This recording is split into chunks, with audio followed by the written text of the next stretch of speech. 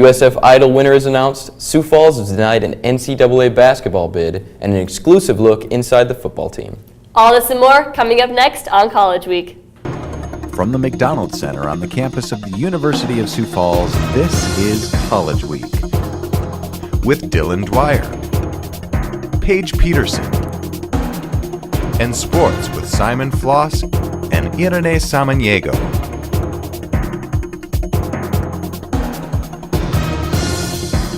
Good morning, I'm Dylan Dwyer. And I'm Paige Peterson. Thanks for joining us. Paige, did you get a chance to check out the USF Idol competition? I did. It was pretty awesome. I did too, and I had a great time. The USF Idol competition is new this year, and a winner has been chosen. Jeb Cooper has the story. The last night of USF Idol took place this past Monday, and Z Hall was filled with students eager to see who would walk out with the first place prize. Students and judges took part in voting for the contestants they felt should take it all. Introducing your judges. First off, we have the Dean of Students, a man of great power and little hair. That's Corey Ross, everybody. Our next judge loves mustaches, except when she has one. Ashley Jordan! Third and final judge for the evening is a singer extraordinaire. She hates photography, loves the mainstream, and hasn't taken a selfie in 11 days. She's self-sober. Contestants were allowed to sing any song they pleased, which made for a vast variety of songs ranging from Christian rap to Billy Joel. The competition was tough, and the judges even tougher at some points in the night.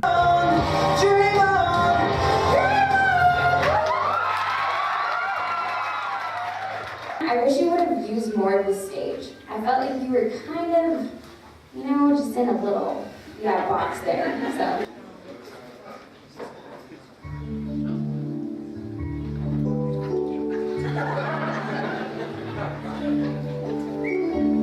Don't go changing to try and please me. You never let me down before. Now for the top three.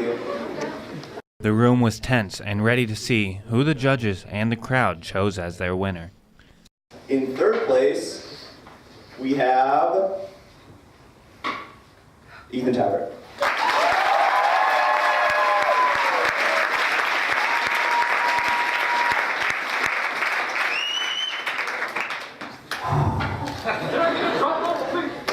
Drum roll, please. Our first place winner for the $150 is Simon Floss. For USF College Week, I'm Jeb Cooper. Thanks for tuning in. The Vakurovich School of Business, PBL, Ku Tycoon, and NSLS students are organizing their second annual Christmas fundraiser on the USF campus. I decided to get more on the details. Here's a look. The Cleveland Center is looking festive for the holiday season, but it's not just for show. Students of USF's business school have a 20-foot tree on display. Bruce Watley tells more about this giving tree. Yeah, basically what we're looking at doing as the School of Business is to look at providing a community service project that helps 4 different charities that we've selected. Children's Inn, Lifescape, Children's Hospital with Avera, and Sanford's Children's Hospital. Watley informs us of what kind of donations they're looking for. And basically what we're looking at doing is having students, faculty, community members look at donating items like coloring books, crayons, markers, Play-Doh, rattles, teething toys, basically anything that kids would want to look at having to spend time playing and enjoying themselves. Even after a successful turnout last year, the only number on Watley's mind is bringing smiles to as many children as possible. Actually, our goal is to look at collecting as many products as possible, to look at really changing the lives of as many kids as we can meet. Donations can be made at the Cleveland Center tree or in the box inside of the Mears Library until December 12th. For College Week, I'm Paige Peterson. The University of Sioux Falls Madrigal Dinners are coming up soon. The annual series of Renaissance-themed Christmas dinner theater performances are December 4th through the 6th. The madrigal singers, a variety of student musicians, dancers, and a court jester comprise the cast. Special group rates are available, allowing guests to purchase a table of 8 seats for the price of 7. Tickets are online now. This week, USF celebrated International Students Week. With activities every day, students from all over the campus had the opportunity to share and learn about different cultures on Monday. USF students that have studied abroad gave a brief presentation on their experience. There were 3 presentations, one from South Korea, another from Spain, and lastly, one from Greece. On Tuesday, it was time for the international students to give a brief presentation on their own country, followed by 5 trivia questions.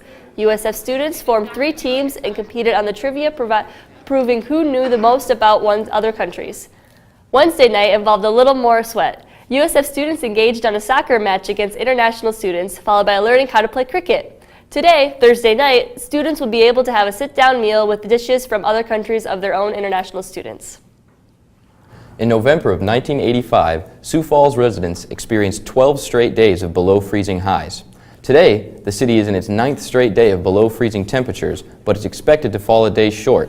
Saturday's high is expected to be above freezing. According to Todd Heitkamp, a warning coordinator meteorologist for the National Weather Service, streaks of 6 to 8 days occur every 12 to 15 years, and double-digit streaks have only happened twice in Sioux Falls.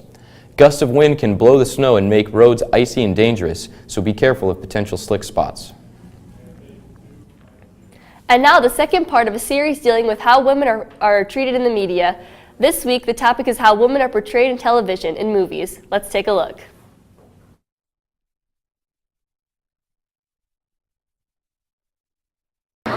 Okay, I definitely think they have a minor role as far as like heroism goes.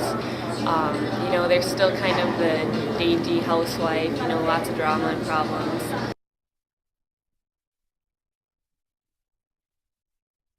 I think there's a lot of controversy with body image as well. You know, we're not all 5'5" and blonde and petite, and so I think that is an issue when it comes to movies and TV shows. Not that there's anything wrong with that, but I think having a more diverse body images would be better for society.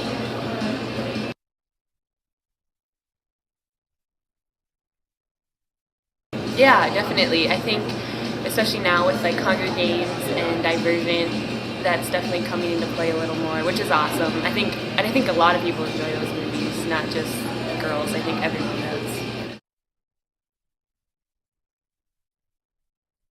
If you missed it last week, the first part of this series dealing with how women are portrayed in pop music, it's online at www.usfcollegeweek.com.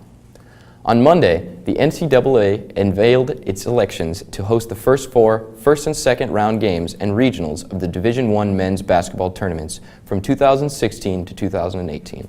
Sioux Falls put in a bid to host at the new Denny Sanford Premier Center. The cities that ultimately edged Sioux Falls were Dayton, Ohio, Des Moines, Iowa, and Wichita, Kansas. Today, the NCAA will announce hosts for the regional rounds of the Division I women's basketball tournament, which also Sioux Falls has a bid for. And here's Tanner Wangsis with this week's pop quiz question. Good luck. I'm Tanner Wangsis with this week's pop quiz question. Gravity thermal underwear is good. Which one is cold? What was close to recorded temperature in South Dakota was the A, -36 degrees Fahrenheit, 2, -58 degrees Fahrenheit,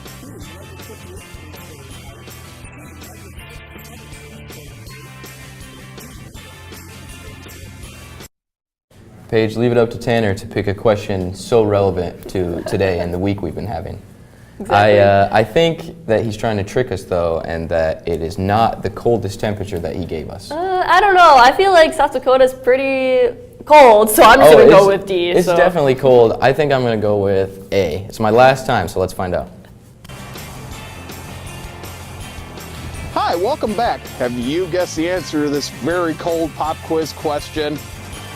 Was it A, -36 degrees Fahrenheit, B, -58 degrees Fahrenheit, C, -67 degrees Fahrenheit, or D, -80 degrees Fahrenheit?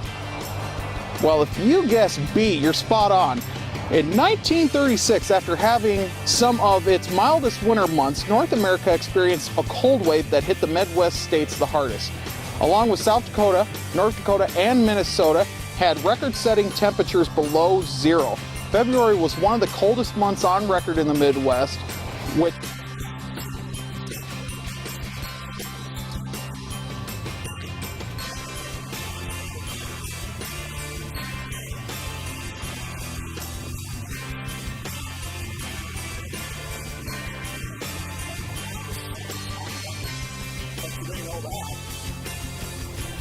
Okay, and once again, Dylan Dwyer is wrong.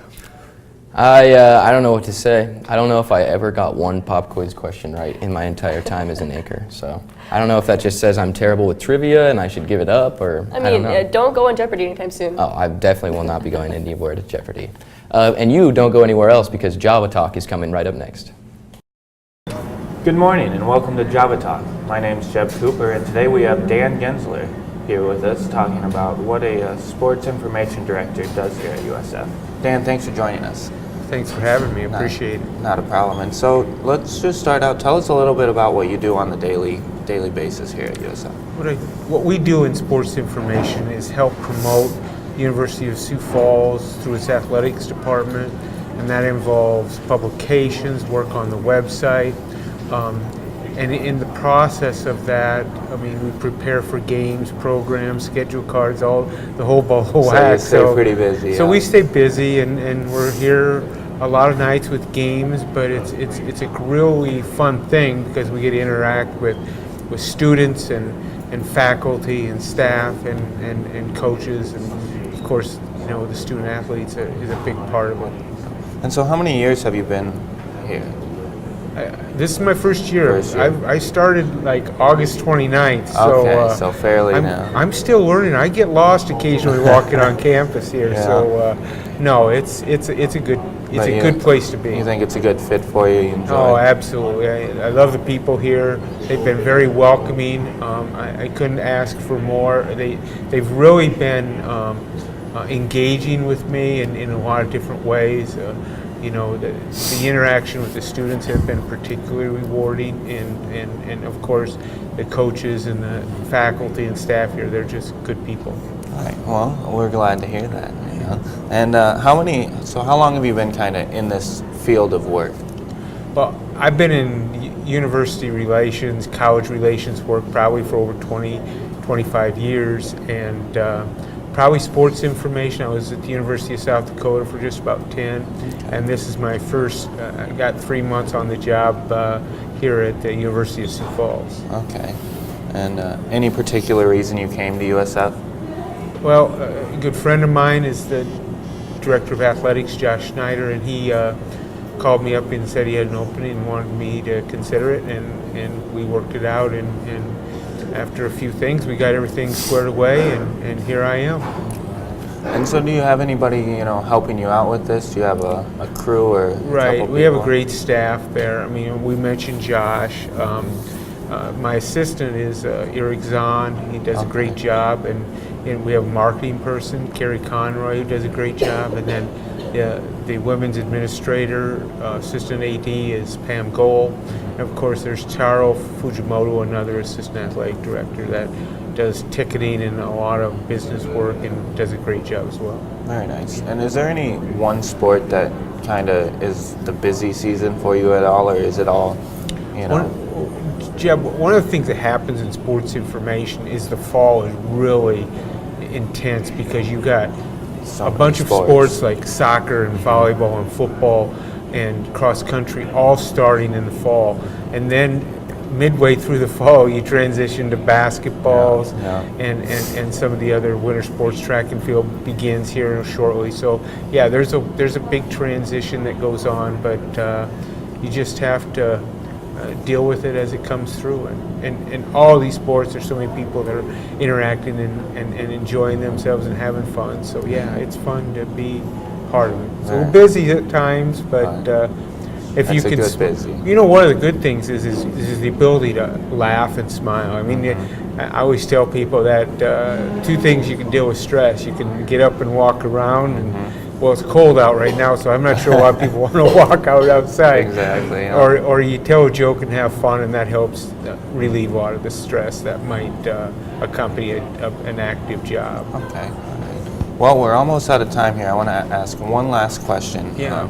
And it's just kind of, do you enjoy getting involved with the students, and how have they been overall here at USF? I think the students are great. I think they're very cooperative. My interaction has been mostly with the media side with them at this point.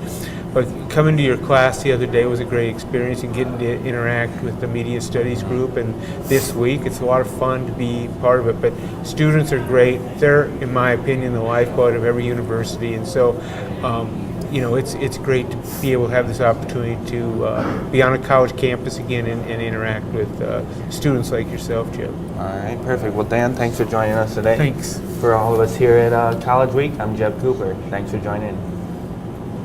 Thanks, Jeb. And now for Dylan's favorite part, sports, with Irene Samaniego and Simon Floss. Thank you, Paige. And now I look with the sports. I'm Irene Samaniego. And I'm Simon Floss. And I know this is time for sports, but I gotta say, we have our own personal star here on the show. Stop it. Simon Floss, USF Idol. What do you have to say about it? I did win, and it was a lot of fun. I wasn't really sure if I was going to. Don't really have too much to say. It was a ton of fun. But can I tell you about the sports? All right, we can go talk about sports now. Okay, sounds good. A team that was 10-1 during the regular season with their only loss coming from the #1 team in the nation sounds like they should be in the playoffs, right? Yep. Well, since only the top 6 teams in the region move on for the playoffs, USF has unfortunately been left out. Instead, they will play Central Oklahoma in the Mineral Water Bowl on December 6th. Sophomore quarterback Luke Papillion has been named the NSIC Offensive Player of the Year. Papillion is the first ever USF player to be named the NSIC Player of the Year. Also on the first team all-conference selection list with Papillion was Antonio Green, Solomon St. Pierre, and John Tidwell. USF had 5 honorees on the second team as well, including Nephi Garcia, Joshua Anglo, Grant Schindler, David Clark, and College Week's own Evan Gentry.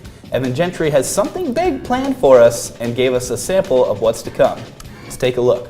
They really emphasized love this year, and that's not like a thing that a lot of people emphasize with football teams.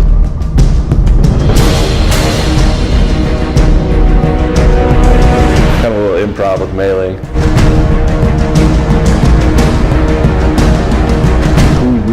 Why am I even here? How did I get here? Keep it in the family. The story of the USF football team. Airing on USFCollegeWeek.com on December 4th. Coach Adnell only lets me coach the safeties every now and then. The USF women basketball improved to 3-0 overall on Tuesday night after beating Dakota State in a non-conference game at the Stewart Center. Taylor Varsho and Tegan Molden tailed 13 points apiece, and the Cougars rolled to victory 90-70. The USF men's basketball team had a busy weekend, playing a couple of games at the Denny Stanford Premier Center. After dropping a tough loss to last year's Division II champion on Saturday, the Cougars bounced back to beat Missouri Southern in overtime on Sunday. Mac Johnson was the player who stepped up for USF, scoring a game-high 23 points. Dylan Dwyer caught up with a couple of players to get the scoop on the season. College basketball is underway, and the USF Cougar fans may be seeing a familiar face that they weren't expecting. Well, initially I thought I'd be done at the end of last year, because I was finishing up my degree, and I thought that I'd just finish the degree and move on with my life, get to the next part of the next stepping stone in my life. My teammates played a big part in getting me to come back. They're always influencing me, and I like being there for them, and they're always there for me. One of those teammates in particular is senior Charles Ward. Charles said he wasn't ready to let BK walk away from the game. It was one of those things when he decided he wasn't going to come back, but I kind of took it personally, and I kind of took it to heart. So when the season ended, we just got together. We were both working hard with Coach Austin here and at the Pentagon, and I just ended up convincing him to come back. I didn't want him looking back 10 years from now and regretting it, and so just give it everything he has this year, and the outcome will be good. The Cougars look to be contenders in the NSIC this year, and both Charles and Brian have lofty goals for the season. To finish top 3 in the conference. To finish top 3 in the conference, get a home playoff game, and then have momentum going into the conference tournament. We talk about it every day. We're here to work towards a championship, and up on the locker here, couple of reminders. You know, what have you earned today? We work hard every day. We try earning something every day to work towards our goal of becoming the best basketball team we can be. For USF College Week, I'm Dylan Dwyer. And that's all we have for sports. I'm Simon Floss. And I'm Irene Samaniego. See you next week. Paige, it's a little sad to say this for me, but this is going to be the last time that we anchor together as a team. Yeah, I know. I'm really going to miss you. I'm going to miss it too. I've had a lot of opportunities to be with some really, really great colleagues here in my time in College Week, and I just want to say thank you to every single one of them. So that's all for this week of College Week. I'm Paige Peterson. And I'm Dylan Dwyer. Thanks for joining us.